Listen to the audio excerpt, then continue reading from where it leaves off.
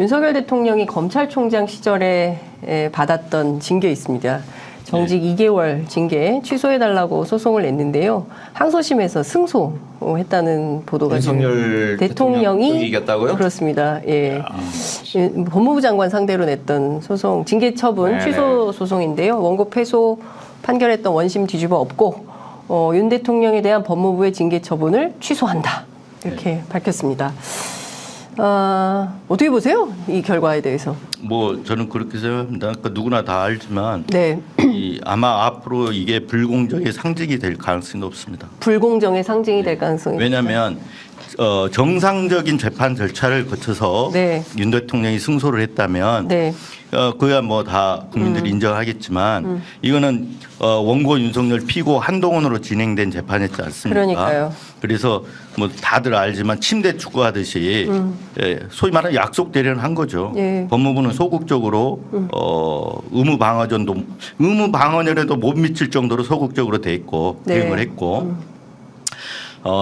증인을 신청을 해야 됨에도 불구하고 박은정 검사 감찰을 했던 박은정 검사가 나 불러달라고 했는데도 안 불렀죠. 원피고 양쪽에서 다 안 불렀잖아요. 네. 그만큼 이게 재판 절차 자체가 네. 불공정하게 진행돼 왔기 때문에 네. 저는 이기고도 이게 역사에는 불공정 사례로 기록될 거라고 생각합니다. 네. 의원님께서 어떻게 보세요? 네, 이제 박은정 검사 반면에 예. 자신들에게 이제 원고죠. 네. 윤석열 대통령 측의 변호인은 엄청난 서류를 법원에다가 내요. 네. 그리고 증인도 많이 불러서 윤석열 대통령 편을 들어주는 예. 증인들을 불러서 증언을 하도록 하고 그에 비해서 지금 법무부 쪽에 있는 변호인은 서류도 안 내지 네. 또 자신들에게 유리한 증인은 부르지도 않지. 뭐 그러니까 일방적인 게임을 한 거죠. 그야말로 헤어질 결심이라면 재판에서 질 결심을 하고 패소할 결심을 하고 나온 건데요. 이러니 뭐 아마 재판장 입장에서도 여러 번 혼냈거든요. 네. 그게 지금 말이 되느냐. 지금 법무부 쪽의 변호인에게 그런 식으로 변호를 할 수가 있느냐라고 질책을 했다 그러는데 네. 글쎄요. 이게 재판장 입장에서는 워낙 한쪽에서만 일방적으로 유리한 자료와 증언이 나오니까 그렇게 갈 수밖에 없었던 측면이 있지 않았겠나. 네. 재판부 입장에서 보면 그런 생각도 들지만 그래도 너무 1심에서 뻔히 나왔던 네. 자료와 증거들이 있는데 또 이렇게밖에 그 결론을 못 내나라고 네. 하는 또 참 씁쓸함이 있습니다. 그러니까 지금 어쨌든 검사징계위에서 인정했던 징계 사유들 있지 않습니까? 채널A 사건 관련해서 감찰 수사방해한 거, 그 다음에 이제 또 하나는 판사 네. 사찰 문건 이런 거 정직 2개월 정당하다 이렇게 1심에서 판결했는데 이걸 뒤집어 엎어서 그러니까요. 또 그게 둘다 재판부 자신들에 대한 사찰이잖아요. 그러니까요. 예. 그러면 판사들이 경로해야 되는 거 아니에요? 오기가 있고 자존심 있으면 예. 이렇게 해야 하는 게 참 이게 스스로 누워서 침 뱉기 아닌가. 네, 정말. 예. 그 원피고가 한 명이 한 거나 마찬가지잖아요. 네. 그러니까요. 윤석열 대통령 하면 아바타 한동훈 뭐 이렇게 불리잖아요. 그리고 네. 한동훈 장관이 제가 보기에는 이 재판이 만약에 윤석열 대통령이 패소를 했으면 비대위원장 못 갔을 텐데 네. 승소하는 바람에 이제 비대위원장 갈 수 있겠구나. 아, 이제 꽃길이 열린 겁니까? 한동훈 비대위? 예. 그거 어떻게 보세요? 진짜 한동훈 비대위가 지금 개봉박두입니다. 이미 뭐 뭐 언론회의, 짜여진 언론까지. 처음부터 그러니까요. 김기현 대표가 물러날 때부터 다음 카드는 한동훈이라고 생각을 한 거 아니겠습니까? 단지 그런데 일방적으로 밀어붙이면 이게 용산에서 지령을 내려서 네.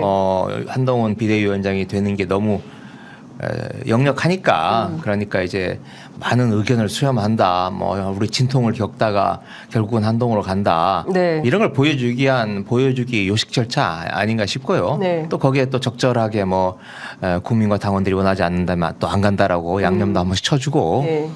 근데 결국은 전 뭐 처음부터 짜여졌던 시나리오가 아닌가.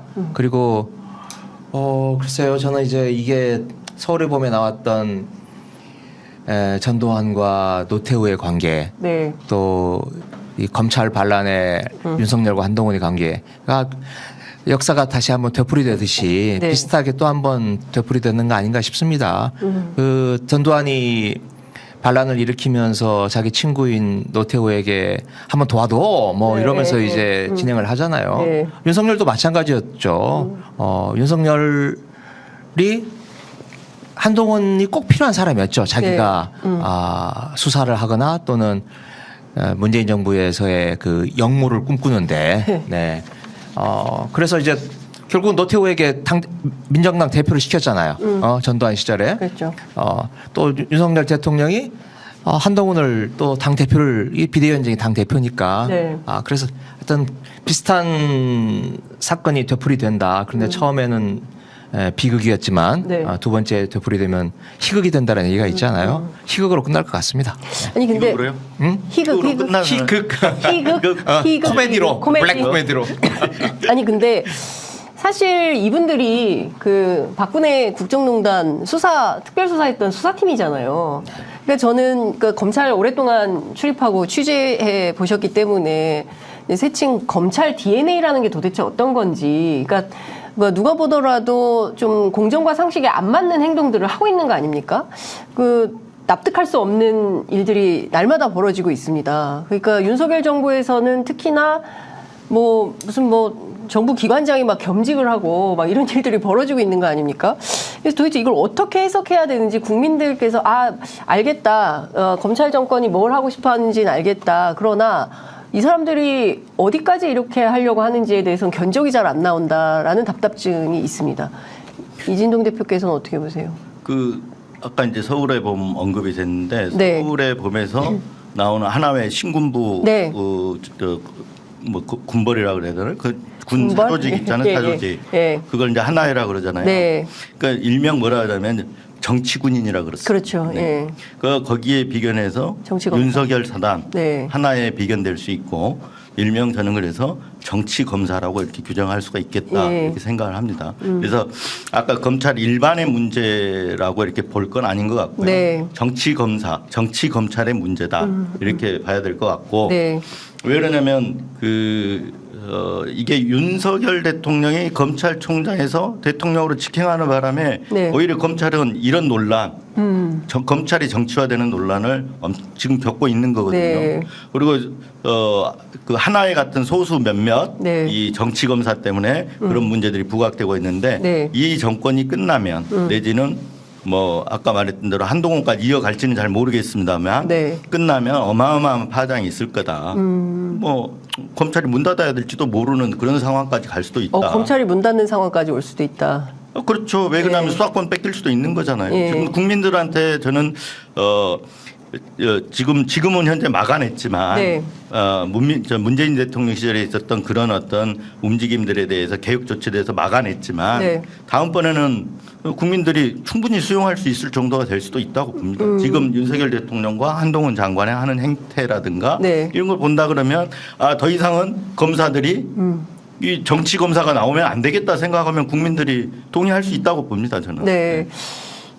윤석열에 이어서 한동훈까지 이어지는 노태우가 대통령 되는 시대를 봤던 것처럼 그렇게 될까요? 그렇게 전망하십니까? 그래도 네? 벌써 지금 40여 년이 지나지 않았습니까? 네. 제가 처음은 비극이지만 다음은 희극으로 끝날 거라고. 거다라고 말씀드렸던 것은 네. 노태우로 이어진 건 비극이었잖아요. 네.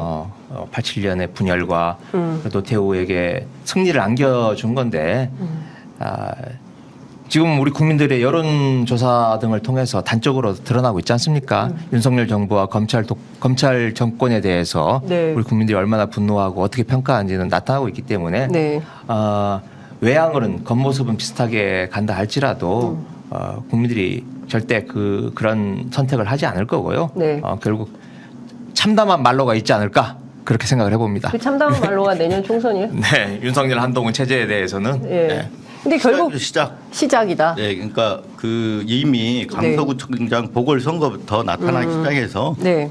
기울고 있다고 봐야지 한동훈 장관이 비대위원장 맡았다고 해가지고 그게 뭐 이어지는 거다 이렇게 뭐 볼 수는 없는 거죠. 네. 이미 기울어 가고 있다 이렇게 봐야 되는 거 아니겠습니까? 예.